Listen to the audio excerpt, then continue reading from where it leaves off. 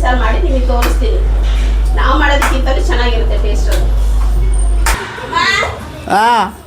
ನೀವು ಹೆಂಗಮ್ಮ ಮೀನು ಸಾರು ಮಾಡ್ತಾ ಇದ್ರಿ ಅವಾಗ? ನಾವು ಹೆಂಗೆ ಮಾಡ್ತೀವಿ ಖಾರದ ಪುಡಿ, ಸಾಂಬಾರು ಪುಡಿ, ಈರುಳ್ಳಿ, ಬೆಳ್ಳುಳ್ಳಿ, ಚಕ್ಕೆ, ಲವಂಗ, ಕೊತ್ತಂಬರಿ ಎಲ್ಲ ಹಾಕ್ಕೊಂಡು ರುಬ್ಬಿ, ಗಸಗಸೆ, ಸ್ವಲ್ಪ ಕಡಲೆ ಎಲ್ಲ ಹಾಕ್ಕೊಂಡು ರುಬ್ಬಿ ಹುಳಿ ಕಿಚ್ಕೊಂಡು ಎಲ್ಲ ಅದ್ಗೂಡಿ ಎಲ್ಲ ಒಗ್ಗರಣೆಗೆ ಹಾಕಿ ಹುಳಿ ಹುಯ್ಯೋದು. ಆಮೇಲೆ ಹುಳಿ ಮಳೆ ಬಂದದಕ್ಕೆ ಮೀನು ಹಾಕೋದು, ಉಪ್ಪು ಹಾಕೋದು. ಚೆನ್ನಾಗಿರುತ್ತೆ. ನೀವು ಹೆಂಗೆ ಮಾಡ್ತಾರೋ ಮಾಡಿರಿ. ಬೇಡ, ನಾವು ಮಾಡೋ ಥರ ಬೇಡ ರೀ. ನಮ್ಮ ಅತ್ತೆ ಹೇಳಿದ್ರಲ್ಲ ಅದೇ ಥರ ಸಾರು ಮಾಡ್ತೀನಿ. ನೋಡ್ರಿ, ನಮ್ಮನೆ ಭಾನುವಾರ ಆಯ್ತು ಅಂದರೆ ನಮ್ಮ ಪಿಳ್ಳೆಗಳು ಕಬಾಬ್ ಇಲ್ಲ ಇವತ್ತು. ಮೀನು ಸಾರು,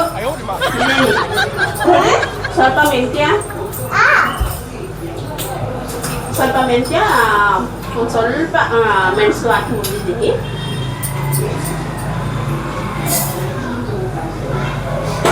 ಸ್ವಲ್ಪ ಕಾಯಿ ಹಾಕ್ತಾ ಇದ್ದೀನಿ. ನಮ್ಮ ಅತ್ತೆ ಮಾಡೋ ಥರನೇ ಮಾಡ್ತೀನಿ. ಒಂದು ಹೋಳು ಇದೆಯಾ? ಒಂದು ಹೋಳು ಇಲ್ಲ ಕಣಪ್ಪ, ಸ್ವಲ್ಪ ಇದೆ. ಒಂದು ಹೋಳಲ್ಲಿ ಅರ್ಧ ಹೋಳು ಐತೆ. ಸ್ವಲ್ಪ ಕೊತ್ತಂಬರಿ, ಸ್ವಲ್ಪ ಬೆಳ್ಳುಳ್ಳಿ, ಗೆಡ್ಡೆ ಇರುತ್ತೆ. ಒಂದು ಗೆಡ್ಡೆ ಬೆಳ್ಳುಳ್ಳಿನ, ಒಂದು ಈರುಳ್ಳಿ,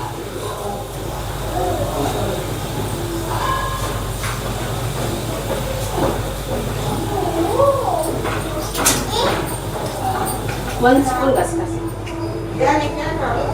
ಹಾಕಿದ್ರೆ ಟೇಸ್ಟ್ ಚೆನ್ನಾಗಿರುತ್ತೆ. ಒಂದು ಸ್ಪೂನ್ ಹಾಕಿದೆ. ಕೆಲವರು ಹುರಿದ್ಬಿಟ್ಟು ಹಾಕ್ತಾರೆ, ಕೆಲವರು ಹಸಿದೆ ಹಾಕ್ತಾರೆ. ನಾನು ಹಸಿದೆ ಹಾಕಿದ್ದೀನಿ.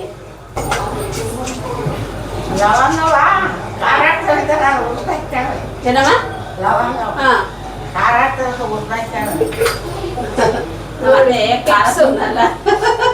ಲವಂಗನ ಹುರಿದಾಕೊಂಡ್ರೆ ಖಾರ ಕಮ್ಮಿ ಆಗುತ್ತಂತೆ. ಲವಂಗದಲ್ಲಿರೋದು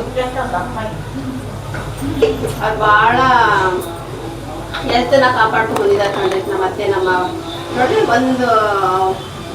ಒಂದು ಪೀಸು ಚಕ್ಕಿ, ಜಾಸ್ತಿ ಬೇಡ. ಮೀನು ಸಾರಲ್ವಾ, ಚಿಕನ್ ಸಾರಾದರೆ ಇನ್ನೂ ಬೇಕಾದ್ರೆ ಜಾಸ್ತಿ ಹಾಕ್ಬೋದು. ಖಾರ ಮಾತ್ರ ನೋಡ್ಕೊಂಡು ಹಾಕ್ಕೊಳ್ಳಿ. ಒಂಚೂರು ಖಾರ ಮುಂದೆ ಇದನ್ನ ಒಳ್ಳೇದಪ್ಪ ನನ್ನ ಪ್ರಕಾರ. ಮೀನು ಸಾರಿಗೆ ಮಾತ್ರ ನಾನು 1.5 ಸ್ಪೂನ್ ಹಾಕಿದ್ದೀನಿ. ಧನಿಯಾ ಪೌಡ್ರು ಅದಕ್ಕಿಂತ ಡಬಲ್ಲು, ಅದು 1.5 ಸ್ಪೂನ್ ಹಾಕಿದ್ದೀನಿ. ಅದಕ್ಕೆ 3 ಸ್ಪೂನ್ ಹಾಕ್ತೀನಿ ಧನಿಯಾ ಪೌಡ್ರ್. ಧನಿಯಾ ಪೌಡ್ರ್ ಅಂದರೆ ಬೇಳೆ ಸಾರು ಪೌಡ್ರು ಕಂಡ್ರೆ, ನಾವು ಬೇಳೆ ಸಾರಿಗೆ ಹಾಕ್ತೀವಲ್ಲ ಅದನ್ನೇ ನಾವು ಇದಕ್ಕೆ ಯೂಸ್ ಮಾಡೋದು. ಮಟನ್ ಸಾರು, ಚಿಕನ್ ಸಾರು ಎಲ್ಲದಕ್ಕೂ ಯೂಸ್ ಮಾಡ್ತೀವಿ, ಚೆನ್ನಾಗಿರುತ್ತೆ.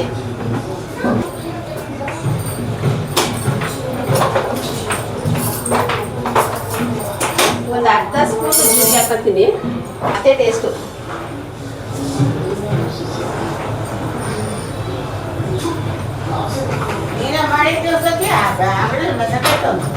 ಯಾವಾಗ ಮಾಡಿದ್ದೆ ಕಣಮ್ಮ, ಚೆನ್ನಾಗಿತ್ತು ಅವತ್ತು ನಾನು ಮಾಡಿದ್ದು. ಚೆನ್ನಾಗಿತ್ತ ಸಾರು ಊರಲ್ಲಿ ಮಾಡಿದ್ದು.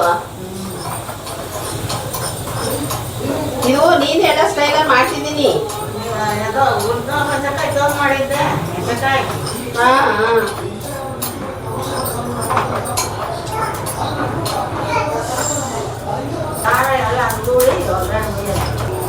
ಒಂದು ಅರ್ಧ ಸ್ಪೂನು ಜೀರಿಗೆ ಹುರಿದ್ಬಿಟ್ಟು ಹಾಕ್ತಾ ಇದ್ದೀನಿ.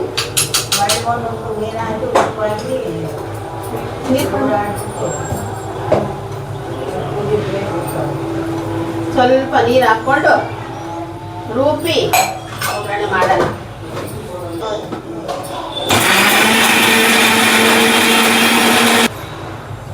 ಸ್ವಲ್ಪ ಅಂದರೆ ಒಂದು 2 ಸ್ಪೂನ್ ಇರುತ್ತೆ ಕಣ. ಎಣ್ಣೆ ಜಾಸ್ತಿ ತಿನ್ನಬಾರ್ದು.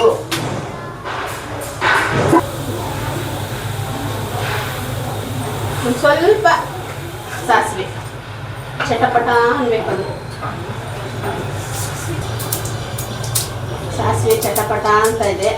ಅದಕ್ಕೆ ಚಿಕ್ಕದೊಂದು ಈರುಳ್ಳಿ ಒಗ್ಗರಣೆಗೆ, ಸ್ವಲ್ಪ ಕರಿಬೇವು ಫ್ರೈ ಹಾಕಿದೆ ಚೆನ್ನಾಗಿ. ರುಬ್ಬಿರೋದನ್ನು ಮಸಾಲೆ ಹಾಕೋಣ.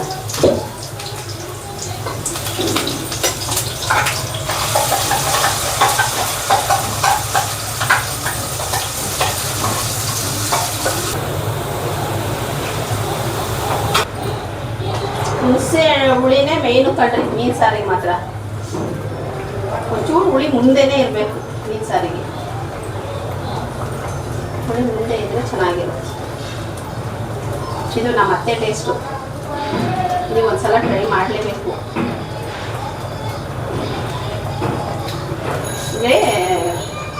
ಇವಾಗ ಅದನ್ನು ನೀವು ಕ್ವಶನ್ ಮಾಡ್ತೀರಾ ನನಗೆ, ನಿಮ್ಮ ಅತ್ತೆ ನಿಮ್ಮ ಮಾವ ಊರಲ್ಲಿ ಇದ್ರಲ್ಲ, ಇಲ್ಲಿ ಕರ್ಕೊಂಬಂದಿದ್ದೀರಾ ಬೆಂಗಳೂರಿಗೆ ಅಂತ ಹೇಳ್ತೀರಾ. ಹೌದು ಕಣ್ರಿ, ನಮ್ಮ ಮಾವ 1 ವರ್ಷ ಆಯಿತು ನಮ್ಮ ಮಾವ ತೀರೋಗಿ. ನಮ್ಮ ಅತ್ತೆ ಒಬ್ಬರನ್ನ ಯಾರು ನೋಡ್ಕೊತಾರ್ರಿ? 4 ಜನ ಗಂಡು ಮಕ್ಕಳು, 4 ಜನನೂ ಬೆಂಗಳೂರಲ್ಲೇ ಇದ್ದಾರೆ. ಇನ್ನು ಇವರು ಎಲ್ಲರೂ ಒಬ್ಬೊಬ್ರು ನನ್ನ ಫ್ಯಾಮಿಲಿ ಕಟ್ಕೊಂಡಿದ್ದಾರಲ್ರಿ. ಇವಾಗ ನಮ್ಮ ಅತ್ತೆ ಒಬ್ಬರು ನೋಡ್ಕೊಳಕ್ಕೆ ಅಲ್ಲಿ ಹೋಗಿ ಕಷ್ಟ ಆಗುತ್ತೆ. ಹಾಗಾಗಿ ನಾವು ಬೆಂಗಳೂರಿಗೆ ಕರ್ಕೊಂಬಂದಿದ್ದೀವಿ. ಸ್ವಲ್ಪ ನೀರು ಹಾಕ್ತಾಯಿದ್ದೀನಿ. ಬೆಂಗಳೂರಿಗೆ ಕರ್ಕೊಂಬಂದಿದ್ದೀವಿ.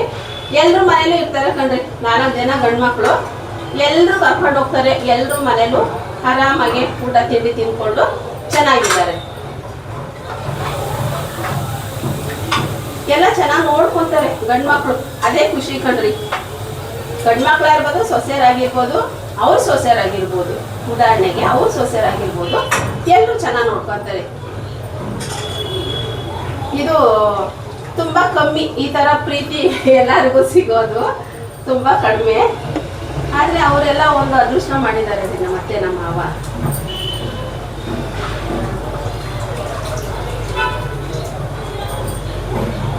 ಹುಳಿ ಸ್ವಲ್ಪ ಜಾಸ್ತಿನೇ ಹಾಕಿದ್ದೀನಿ.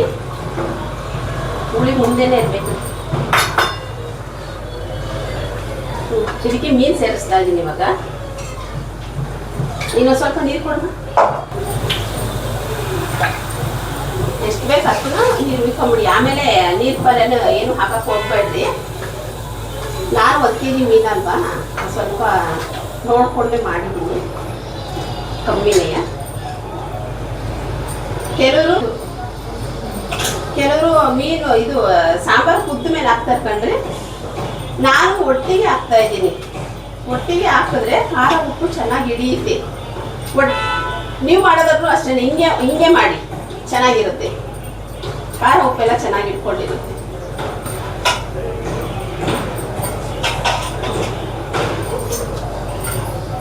ಸಾರು ಉಪ್ಪು ಹಾಕ್ತೀನಿ. ರುಚಿಗೆ ತಕ್ಕಷ್ಟು ಉಪ್ಪು.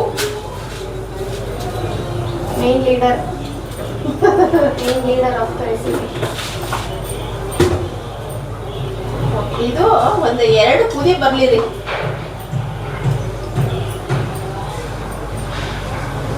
ಅಡುಗೆ ಮನೆಗೆ ಹೆಣ್ಣು ಮಕ್ಕಳು ಬಂದಾಗ ಲವಲವಿಕೆಯಿಂದ ಬರ್ಬೇಕು ಕಣ್ರಿ. ಒಂದಿರ್ಲಿ ಒಂದು ಬಿಡ್ಲಿ, ನಾವು ಖುಷಿಯಾಗಿ ಅಡುಗೆ ಮನೆಗೆ ಬರ್ತೀವೋ ಅಷ್ಟು ನಾವು ಮಾಡೋ ಅಡುಗೆ ಅಷ್ಟು ಟೇಸ್ಟ್ ಆಗಿರುತ್ತೆ. ಕೆಲವೊಂದ್ಸಲ ಲೇಟ್ ಆಗ್ಬಿಡುತ್ತೆ. ಅಯ್ಯೋ ಲೇಟ್ ಆಗೋಯ್ತು, ಅಯ್ಯೋ ಮಗುಗೆ ಲೇಟ್ ಆಯ್ತು, ಸ್ಕೂಲಿಗೆ ಲೇಟ್ ಆಯ್ತು, ಆಫೀಸಿಗೆ ಲೇಟ್ ಆಯ್ತು ಅಂತ ಒಂದೇ ಹೊಸಿಗೆ ಬಂದು ಗಡಿಬಿಡಿನಲ್ಲಿ ಅಡುಗೆ ತಿಂಡಿ ಮಾಡ್ತೀರಾ. ಅದು ಒಂದೊಂದು ಅಡುಗೆ ಕೆಟ್ಟೋಗುತ್ತೆ. ನೀವೇನು ಮಾಡ್ಬೇಕಂದ್ರೆ ತುಂಬ ಖುಷಿಯಾಗಿ ಅಡುಗೆ ಮನೆಗೆ ಬನ್ನಿ. ಒಂದಿರಲಿ ಒಂದಿಲ್ಲದೆ ಹೋಗ್ಲಿ, ಸೂಪರಾಗಿರುತ್ತೆ. ಇವಾಗ ಮೀನು ಸಾರು 1-2 ಕುದಿ ಬರ್ಲಿರಿ. ಸಾಂಬಾರು ಕುದಿ ಬಂದಿದೆ. ಗಮ್ಮಂತೈತೆ ಕಣ್ರಿ. ಜಾಸ್ತಿ ತಿರುಗಿಸ್ಬಾರ್ದು. ಜಾಸ್ತಿ ತಿರುಗಿಸಿದ್ರೆ ಮೀನೆಲ್ಲ ಕಸೋಗ್ಬಿಡುತ್ತೆ. ಇವಾಗ ಚಾಕ್ನ ಬಿಸಿ ಮಾಡಿ ಇಡ್ತಾ ಇದ್ದೀನಿ. ಅಂದರೆ ಇದು ಏನಕ್ಕೆ ಇಡ್ತೀವಿ ಅಂದರೆ, ಆಚೆಯಿಂದ ತಗೊಂಬರ್ತೀವಲ್ರಿ, ಯಾರ್ಯಾರೋ ನೋಡಿರ್ತಾರೆ, ಅದು ಹೊಟ್ಟೆ ನೋವು ಬಂದ್ಬಿಡುತ್ತೆ ಅನ್ನೋ ಒಂದು ಉದ್ದೇಶಕ್ಕೆ ನಾವು ಚಾಕು ಇಡೋದು. ಮೀನಿಂದು ಇಲ್ಲ ಪರವಾಗಿಲ್ವಾ? ನೀವು ಮೀನು ತಿಂದೇ ಇರೋರಲ್ವಾ?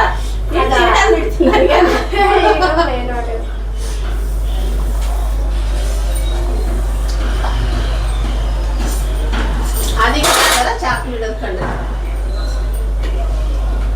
ಹೊಟ್ಟೆ ನೋವು ಬಂದ್ರೆ ಅದಕ್ಕೂ ಹೇಳ್ತಾರೆ ಕಣ್ರಿ, ಚಾಕು ಇಟ್ಟಿಲ್ವಾ ನೀನು, ಹೊಟ್ಟೆ ನೋವು ಬಂತು ಬೇರೆ ಆಯ್ತು ಅಂತ ಹೇಳ್ತಾರೆ. ಅಂದ್ರೆ ಅವೆಲ್ಲ ಕೆಲವೊಂದು ನಂಬೇಕಾಗುತ್ತೆ. ಗಮ್ ಅಂತ ಇದೆ ಕಣ್ರಿ. ಇವಾಗ ಟೇಸ್ಟ್ ಮಾಡ್ತೀನಿ. ನಮ್ಮ ಅತ್ತೆ ಕೈ ರುಚಿ ಸೂಪರ್ ಆಗೈತೆ ಕಣ್ರಿ, ತುಂಬ ಚೆನ್ನಾಗಿದೆ. ನೀವು ಒಂದ್ಸಲ ಟ್ರೈ ಮಾಡಿ, ನಿಮಗೆ ಗೊತ್ತಾಗುತ್ತೆ ಚೆನ್ನಾಗಿದೆ ಇಲ್ಲ ಅಂತ. ಓಕೆ ಅಮ್ಮ, ನನ್ನ ಕೆಲಸ ಆಯಿತು ನೋಡಿ. ನಾನು ಸೊಸೆ ಹೇಳಿರೋದು ಮೀನು ಸಾರು ಮಾಡಮ್ಮ ಅಂತ ಹೇಳಿದಾಳೆ. ಮೀನು ಸಾರು ನಾನು ಮಾಡಿದ್ದೀನಿ, ಅವಳು ಇವಾಗ ಬಿರಿಯಾನಿ ಮಾಡ್ತಾಳೆ. ಈಗ ಅವಳ ಕೆಲಸ, ನನ್ನ ಕೆಲಸ ಮುಗೀತು. ಓಕೆ ಟಾಟಾ. ಮೀನು ಚೆನ್ನಾಗಿರ್ಬೇಕು ರೀ, ಮೀನು ಚೆನ್ನಾಗಿರ್ಬೇಕು, ಮೀನನ್ನು ಚೆನ್ನಾಗಿ ಕ್ಲೀನ್ ಮಾಡಬೇಕು.